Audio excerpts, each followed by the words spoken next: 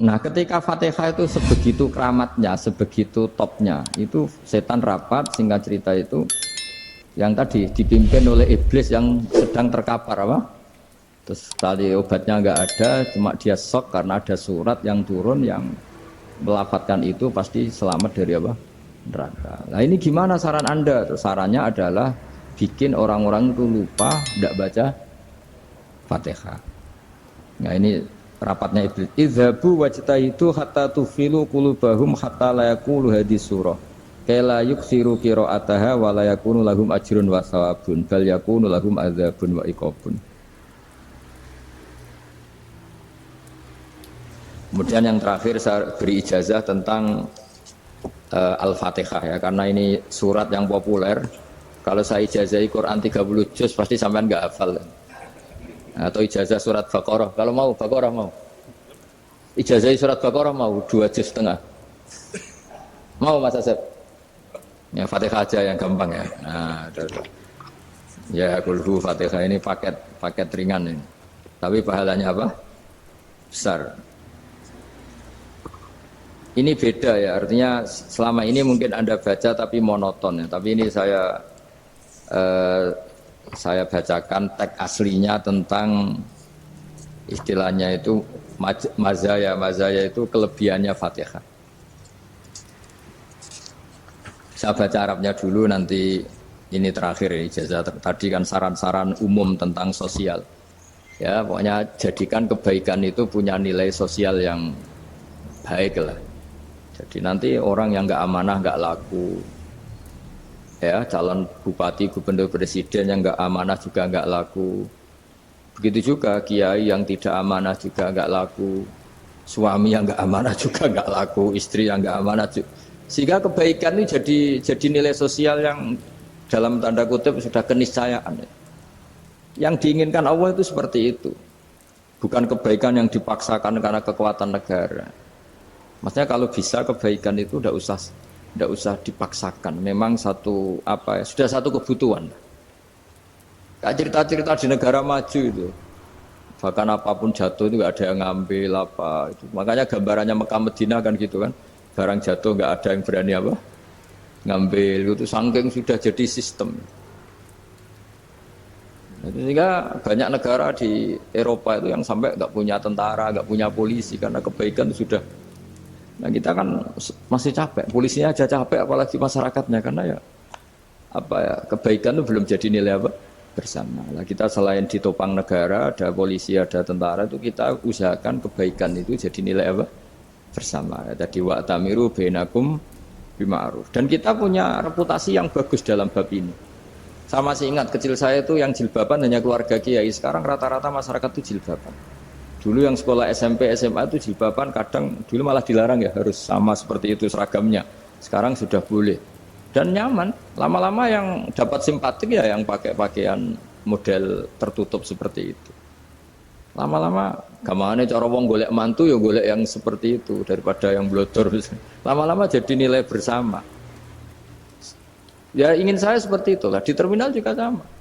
Orang mau makan cari warung yang kelihatan ada ayat kursinya, pakai jilbab, atau paling enggak dia enggak mungkin lah nyuguhkan yang tiren atau yang haram. Kan ada garansi sosial, ada apa?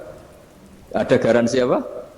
Sosial dengan penampilan yang soleh itu kan, masa iya nyuguhkan oplosan babi gitu misalnya itu. Jadi nilai sosial itu harus, ya tadi harus benar-benar jadi nilai. Sehingga negara biar gak capek-capek itu. Polisi juga gak capek kan, karena tugasnya corong Jawa mau ngawat-ngawati tok, tapi sudah tidak perlu tegang karena kebaikan sudah jadi nilai apa bersama.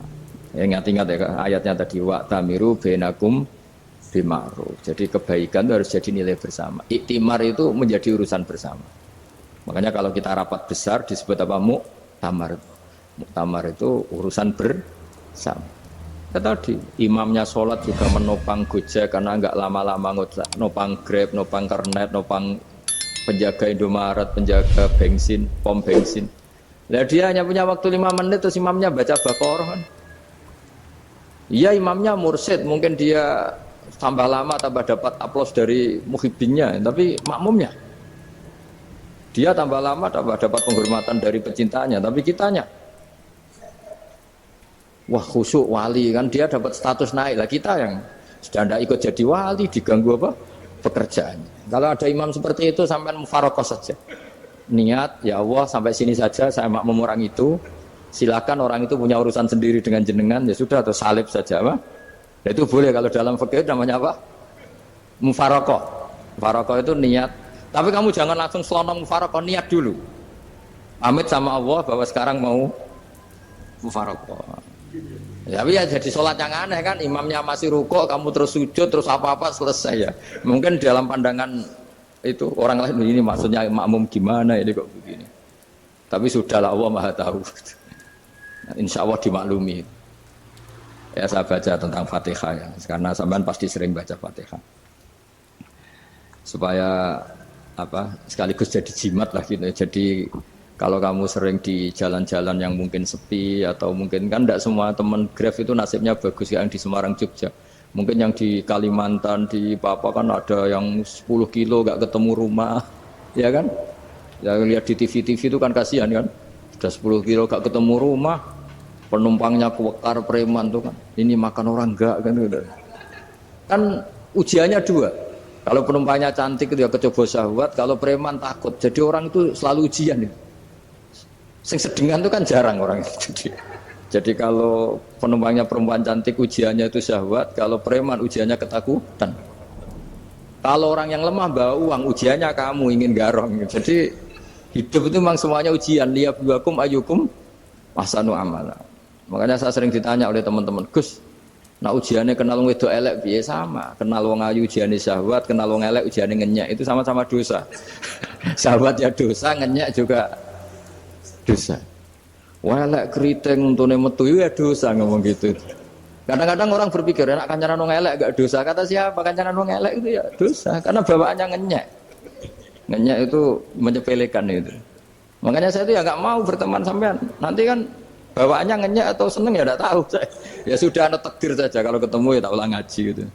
Tapi ini ngaji terakhir, setelah ini ngaji biasa aja, enggak usah resmi gini. Ngaji kok resmi aneh. Pokoknya nanti suatu saat kalau pandemi sudah berlalu saya akan ngaji Rebone, lalu ini ngaji. Ini ngaji yang kurang bagus karena ngatur kiai kurang berkah ini. Nanti tapi ya lumayan lah masih mau ngaji. Ngaji kok tanggal ini jam ini. Sekarang suatu saat kamu tak panggil, Mas Wahyu datang ke sini jam ini, tidak mesti bisa. Mungkin pas ada acara apa, oh, maaf ke sini pas ngecek pas apa. Jadi ya sudah tapi tak maafkan, enggak apa-apa. Takdir ya. Tak bacakan supaya sampean tahu keramatnya bismillah. Nah, sebelum saya bacakan bismillah Fatihah, tak beritahu tentang ilmu tafsirnya karena ini penting sekali. Fatihah itu dawuhnya Allah, tentu itu dawuhnya Allah. Saya ulang lagi, itu kalam Allah. Tapi yang sudah diberikan kesampaian ke kita semua. Sehingga seakan-akan itu menjadi dawuhnya kita ke Allah. Jangan salah loh ya. Fatihah itu dawuh Allah tapi sudah diberikan ke kita. Sehingga posisi kita itu yang punya itu.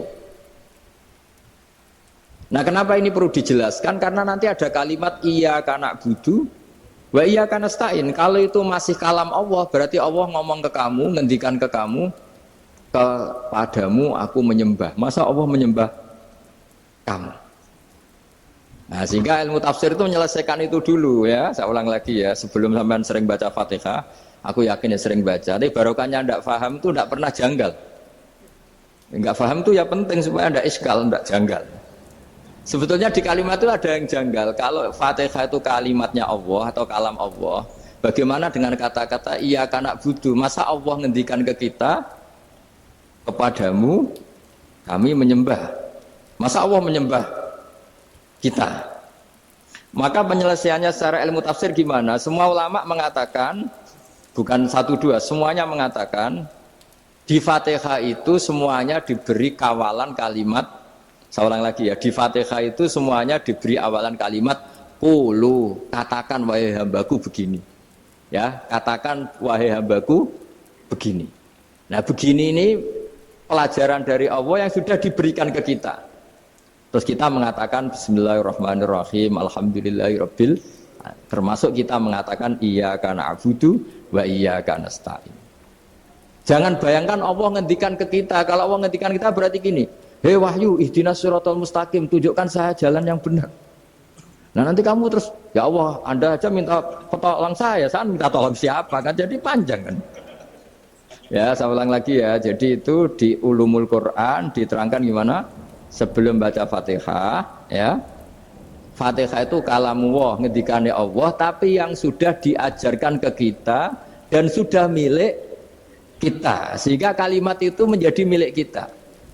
Tapi ya kalamullah, tetap kalamullah, tapi sudah menjadi milik kita. Udah paham ya? Ya pinter nah.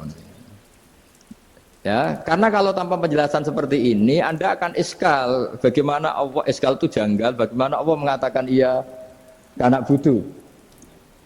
Yang jadi aneh kan? Ya, jadi tak jelaskan secara ilmiah ya. Jadi kata ulama-ulama tafsir, ayat-ayat Quran seperti ini sebetulnya dimulai dari kulu apa? Meskipun nggak dilafatkan. Itu kan sama dengan kul huwallahu ahad Muhammad. Katakan kalau Tuhan itu satu. Ya namanya Quran itu kan kalam Allah, membina nabinya, membina umatnya. Makanya dikatakan atau enggak, di sini tersembunyi kata kulu, katakan. Ya, jadi ya ibarat apa itu? Kamu ngajari anak kamu lah, panggil jenengan bapak kulo. Itu maksudnya anak itu, kalimat itu kalimat kamu, tapi kamu ajarkan ke anak kamu. Terus anak kamu bilang, Pak jenengan bapak kulo. Nah, ketika kamu mengatakan jenengan, bukan kamu mengatakan jenengan anakku, berarti anakmu itu bapakmu, kan lucu kan? Anak kamu ajari jenengan bapak kulo, kamu engkau bapak saya. Terus anak kamu mengulang jenengan atau kamu bapak saya. Berarti itu kalimat yang kamu ajarkan, tapi sekarang sudah milik anak kamu. Kalau itu kalimat kamu kan lucu, masa anak kamu bilang bapak. Nah itu seperti itu. Jadi ulama memberi solusi atau jawaban iya karena abudu. Ya itu sebelumnya ada kata-kata kulu, katakan wahai hambaku, hubungan kamu dengan saya adalah katakan iya karena butuh, wa iya karena stain. Terus hubungan kamu dengan saya katakan juga dalam doamu ihdinas siratal mustaqim. Jelas ya, jadi itu kalam Allah yang sudah milik kita karena diajarkan Allah untuk kita. Dong ya? Ya dong, gak jelas ya. Tapi bagus, gak jelas itu bagus. Kalau kamu jelas gak jadi digrab, jadi gubernur. Min azimi fadliha kasratu asma'iha fadlil ukhra. Ini cerita dramatisnya surat Al-Fatihah. Qala Abu Hurairah radhiyallahu anhu inna iblisa ranna khina unsitat Al-Fatihah. Jadi iblis itu begitu kesakitan. Ini kitab Abu Abul Farad karangannya Sayyid Muhammad Alawi, juga kutipan dari beberapa kitab. Yang jelas beliau sendiri juga ngutip dari beberapa riwayat di beberapa hadis, halaman 1, 2, 3. Ketika Fatihah turun itu iblis kesakitan kayak orang sakit gigi lah, tersiksa sisanya karena turunnya surat apa? Al-Fatihah. Artinya kalau Anda baca Fatihah dijiwai, maka Anda melemahkan setan, melemahkan iblis. Wa qala Mujahid khina unzilat Fatihatul kitab ronna fastama indahu asyayatin. Jadi ketika Fatihah itu turun, iblis itu terkapar lah kira-kira, sampai dijenguk banyak setan. Jadi kamarnya di ICU lah kira-kira gitu kalau sekarang itu. Entah Covid entah enggak tahu, pokoknya di ICU sampai dijenguk banyak setan. Enggak tahu bawa apa enggak tahu, pokoknya dijenguk banyak setan. Ono yang nyangoni karena ini apa? Ketuanya apa? Pingsan, sakit. Jadi iblis itu sakit sampai dijenguk anak buahnya setan-setan. Ya, semoga kalian semua tidak kenal setan. Kalau kenal berarti teman, apa?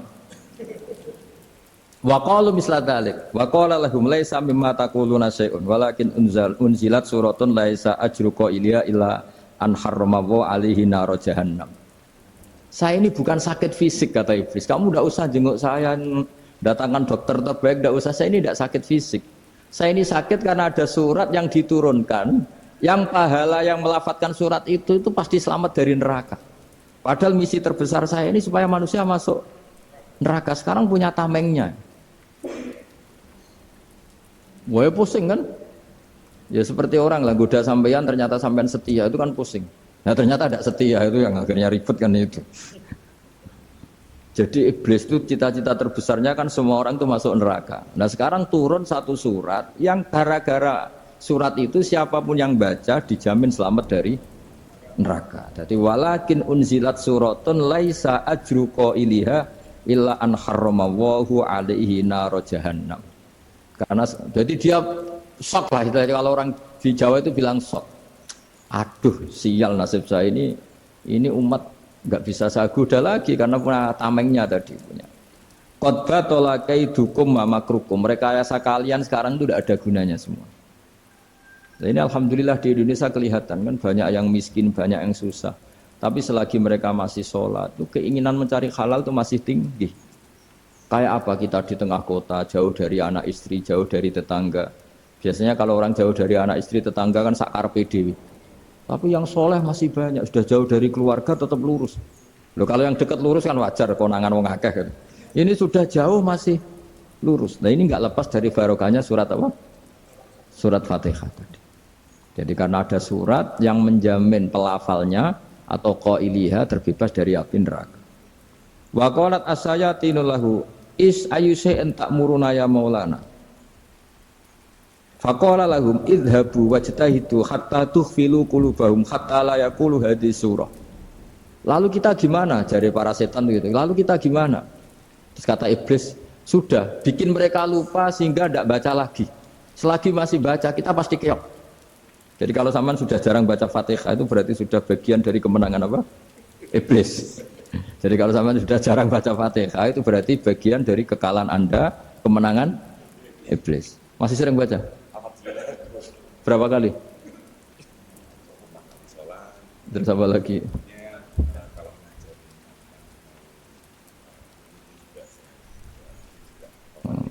Kok 5 kali tok itu? Berarti pas sholat fardu tok itu? Enggak 5 kali itu mendingan itu 17. Kamu itu ngitungnya jangan 5 ini. 5 waktu itu berarti lumayan kan? Berapa? 17 ya? Ya. 17 ya? Ya. 17, tapi kalau makmum tuh sering separuh kan, apalagi makmum tarawih. Ya kan? Makmum tarawih itu bacanya Fatihah ada yang sempurna enggak ya? Ya enggak lah. Baru alhamdulillah rabbil alamin mampu ruko ikut ruko gitu. Makmum kan yang tarawih teman. Kalau tarawih jarang sempurna ya. Fatihahnya itu. Kan imam sudah ruko. Kamu bacanya Fatihah sampai mana tuh? Baru setengah ya. Ya paling pas tarawih aja kan enggak sempurna ya. Apalagi kalau imamnya sing kilat tuh waduh malah. Nah ketika Fatihah itu sebegitu keramatnya, sebegitu topnya, itu setan rapat, singkat cerita itu yang tadi dipimpin oleh iblis yang sedang terkapar apa? Terus tadi obatnya nggak ada, cuma dia shock karena ada surat yang turun yang melafatkan itu pasti selamat dari apa? Neraka. Nah ini gimana saran Anda? Terus sarannya adalah bikin orang-orang itu lupa, tidak baca Fatihah. Nah ini rapatnya iblis. Idhabu wajtahidu hatta tufilu qulubahum hatta la yaqulu hadhihi surah. Kala yuksiru qira'ataha wa la yakunu lahum ajrun wa thawabun bal yakunu lahum adzabun wa iqabun.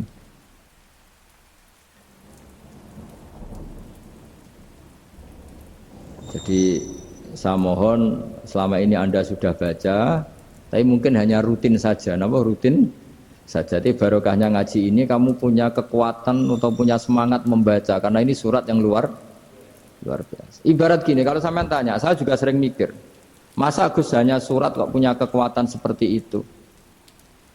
Di dunia ini kata Allah, mulai Nabi Adam sampai kiamat, nggak ada yang bisa menandingi kekuatan kalimah. Kalimah itu kata-kata, nggak ada yang bisa menandingi kata-kata. Misalnya Anda nge-grab, berangkat istri cuek, berangkat cuek. Itu beda dengan ketika meskipun satu kalimat. Wes Pak, muga-muga dilindungi pangeran, mungkin jenengan selamat. Itu menjadi teduh dan semangatnya luar biasa karena kayak mendapat support. Jadi kira-kira kalimat itu hubungannya kita dengan Allah, Fatihah itu seperti itu. Kamu melafatkan satu kata-kata yang dibenarkan langit bumi, dibenarkan aras, dibenarkan malaikat, dibenarkan semua penghuni di dunia ini. Sehingga tuh efeknya luar biasa. Itu seperti gini ya, kamu cerai sama istri, terus nikah lagi katut babon. 10 tahun anak kamu dididik, ibunya benci kamu. Dan memang Anda layak dibenci. Duwidek. Dan sampai nggak pernah manggil kamu Pak. Suatu saat, kamu tentu rindu kan, ingin dipanggil Bapak oleh anak kamu. Suatu saat anak ini manggil kamu Pak Ed. Wah itu senengnya bukan main. Hanya sebuah kata-kata. Makanya kadang-kadang orang itu tanya sama kiai, ijazah lafadz ini gunanya apa sih? Itu ijazah-ijazah itu untaian kata-kata. Yang kata-kata ini dibenarkan langit dan bumi dan aras dan para malaikat, sehingga efeknya itu luar. Nah ibarat seperti itulah, kamu melafadzkan Fatihah itu melafadzkan kata-kata yang dibenarkan Allah dan Rasul dan semua malaikat, semua penghuni langit. Maka ini efeknya pasti luar. Nah di sini lah orang-orang dulu itu tahu keramatnya itu, sehingga ketika melawan Belanda, melawan Jepang dulu itu kalimat-kalimat itu menjadi mantra yang luar biasa. Doa yang luar biasa. Tapi di era modern karena orang sudah tidak ngerti itu, dianggap itu mantra, jimat, khurafat, bid'ah, waduh ribet menemal. Sebetulnya tidak seperti itu. Memang kata-kata ini kekuatannya luar biasa. Sama kesakitan hati kamu juga karena itu. Ngojek wangilan. Lha Pak di bojo kok kowe gagah tok kere. Wah, iku seling terus. Padahal kalimat itu kan tidak melukai secara fisik, tapi apa kerjanya sesuk sarasa-rasen.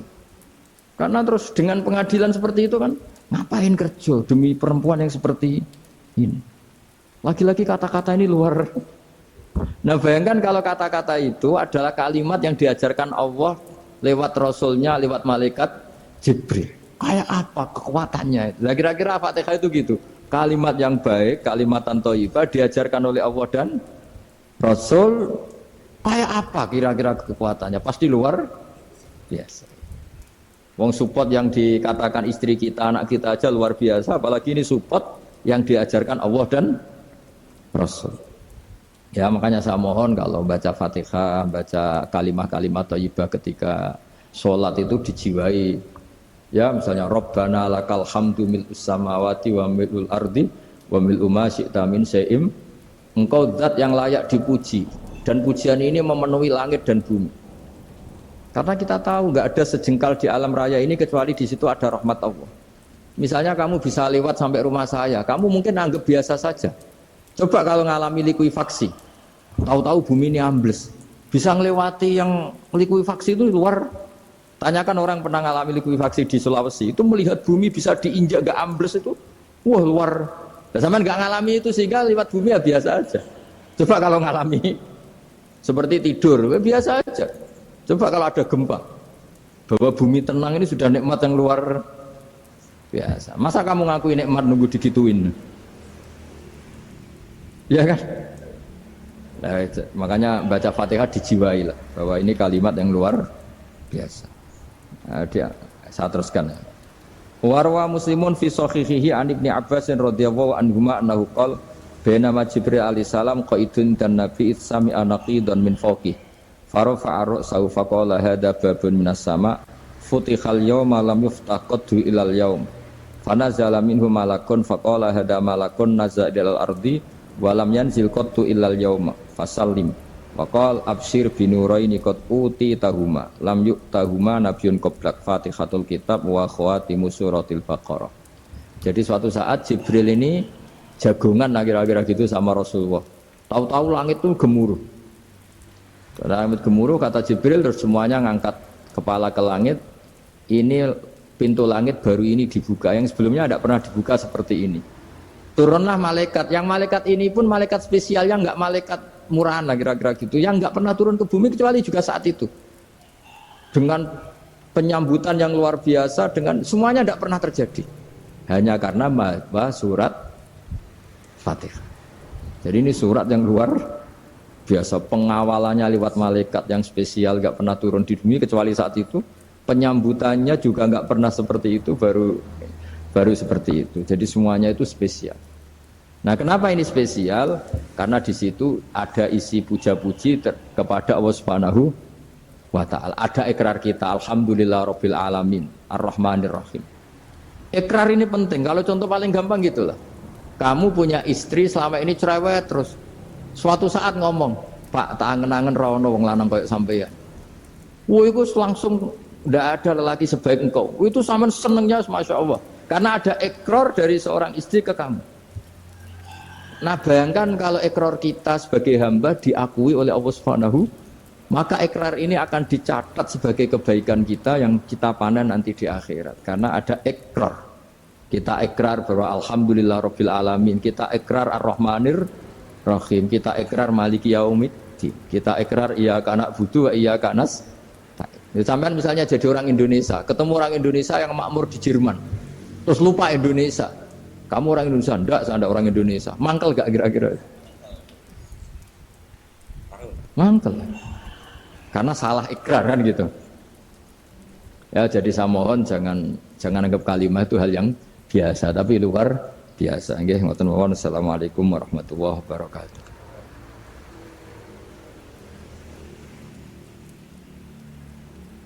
Saya berkali-kali kampanye di mana-mana lah, kampanye dan menganjurkan. Di antara catatan dalam Suhufi Ibrahim wa Musa kan ada kan di Quran itu yang dinamakan lampiran-lampiran wasiatnya Nabi Ibrahim dan Nabi apa? Musa. Itu di antara catatannya begini. Orang yang punya akal itu adalah orang yang bisa menikmati sesuatu yang baik. Misalnya gini, contoh gampang gini.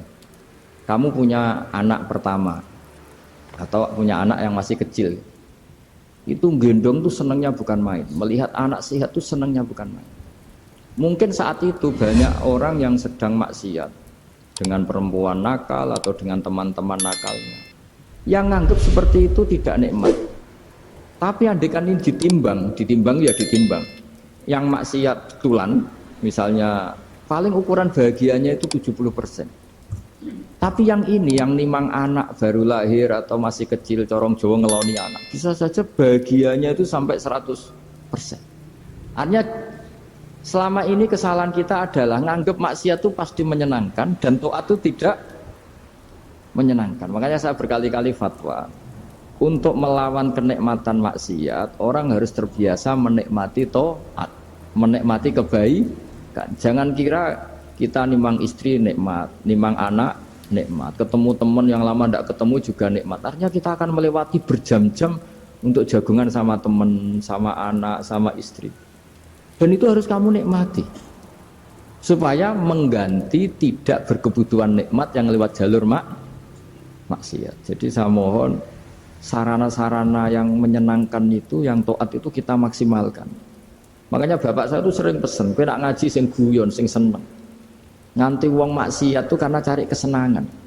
Coba kalau kesenangan itu sudah didapatkan saat taat, maka tidak butuh lagi kesenangan yang berbentuk maksiat. Makanya orang-orang wali dulu kalau sudah sholat itu gak bisa berhenti karena merasa nikmat. Makanya Nabi pernah ngendikan wa qurratu aini fi sholat, nyaman saya itu kalau sedang